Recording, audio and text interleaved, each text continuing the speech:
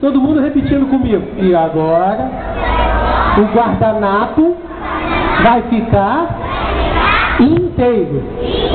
E os adultos? Abre o guardanapo. Vou abrir o meu. Mostra quem ficou inteirinho igual o meu. A criança imita o mágico e no final acaba sempre fazendo porcaria. O que é isso? O que é isso, meu filho? Cara, tu destruiu o guardanapo todo. Você viu isso aqui? Você fez tudo que eu fiz direitinho? Eu vou te dar uma segunda chance. Pega aí. Empresta aqui, gatinho. Sorria, sorria. Isso aqui. O que eu tenho aqui dentro, gente? Nada. Coloca o guardanapo aqui. Quando ele voltar, vai voltar sem esse buraco. Segura embaixo aqui. Gatinha, segura aqui pro tio. Olha pra frente. Dá um sorriso. Todo mundo comigo bem alto. Abracadabra. Sim, salabim. Ha. Ha. Chega. Chega. Chega. Chega. Chega.